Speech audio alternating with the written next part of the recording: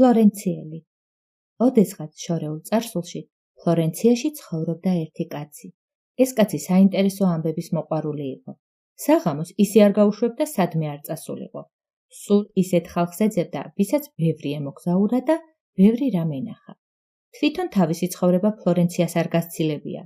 ხოდა გულს აკლდა, ყეყეჩივით რომ იჯდა ხოლმე და ვერავის ვერაფერს უამბობდა. ძალიან უნდოდა მოგზაურობა. ბოლოს ვეღარ გაუძლო სურვილს, ერთ მშვენიერ დღეს მიყიდ-მოყიდა თავისიავლადიდება და გზას გაუდგა.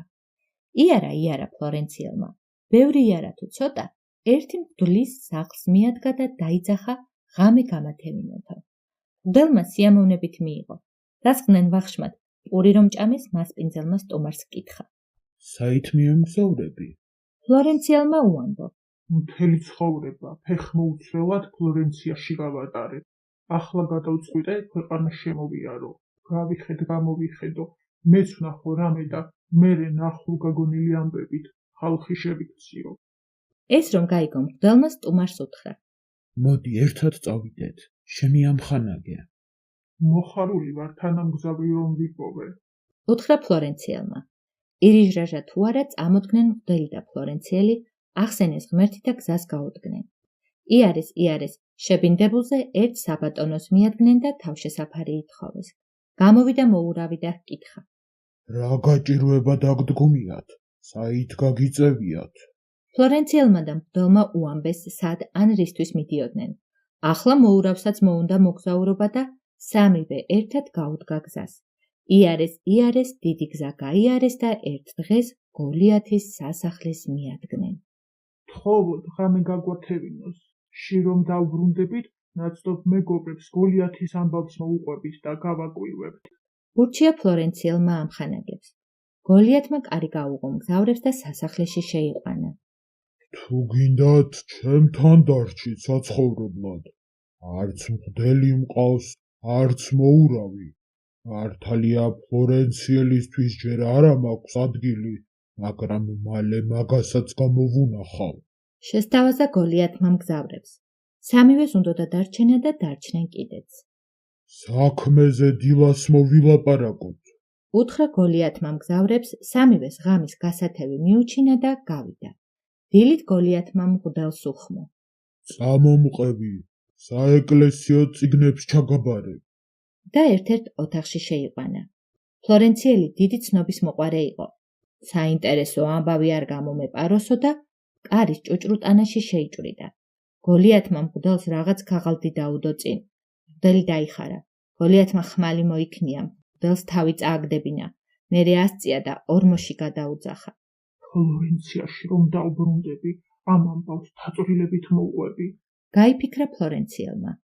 მაგრამ უბედურება ესაა, ვაი თუ არ დამიჯერონ. შევიდა გოლიათი. მღვდელი უკვე გავამწესე. ახლა მოურავს მოვაწყობ, წამომყევი, საქმე ჩაიბარე. უთხრა მოურავს.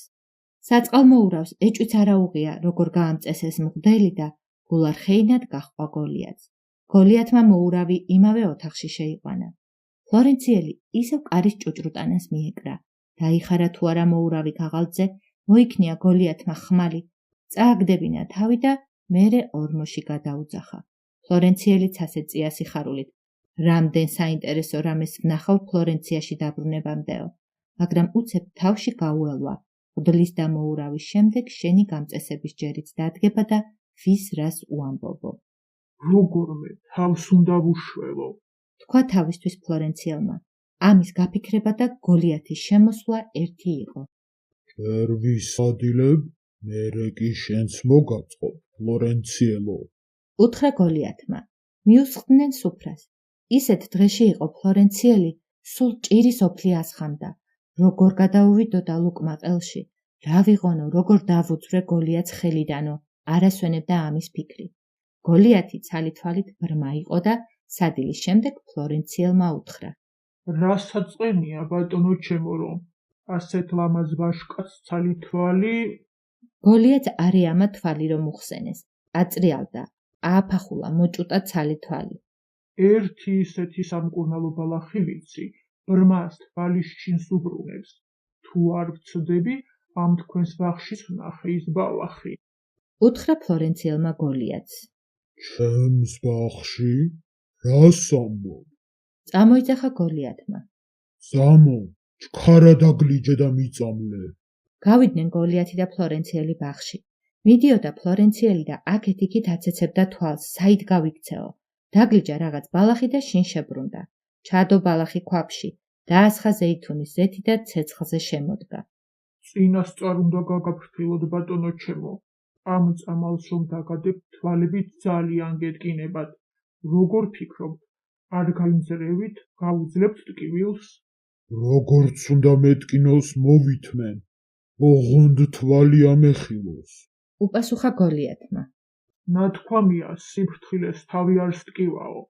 ამ ქვის მაგიდაზე მაგრად მიგაბავთ, რომ ტკივილით გამწარებული არ წამოხდეთ და წამლობაში ხელი არ შემიშალოთ. თუ გაინძრევით, წამალი ძალას დაკარგავს. გააფრთხილა ფლორენციელმა გოლიათი. გოლიათი მთელი სიცოცხლე თვალის ახელაზე ოცნებობდა და რაღა თქმა უნდა ყველაფერზე თანახმა იყო. დააბა ფლორენციელმა გოლიათი ქვის მაგიდაზე, მაგრად შეკოჭა, 100 წია მდუღარე ზეთი, შიგ სახეში შეასხა, ორივე თვალი ამოუწვა და კისრის ტეხით გაიქცა. გარბოდა თავქუდმოკლეჯილი და მაინც იმაზე ფიქრობდა, ქვეყანას გავაოცებ, ჩემი თავგადასავალითო. გამწარებულმა გოლიათმა ისე შებღავლა, კედლებმა ზრიალი გაიღეს. წამოხდა, აითრია ქვის მაგიდა და ფლორენციელს გამოუდგა. მაგრამ დროზე მიხვდა უსინათლო, თვალხილულს ვერ დაეწეოდა და ისევ ეშმაკობას მიმართა. ფლორენციელო! ჰეი, ფლორენციელო! სადა ხარ? რად მიმატოვე? აკიდან პირდი გიწამლებო. რა მოგცე რომ თვალის ჩინი დამიბრუნო?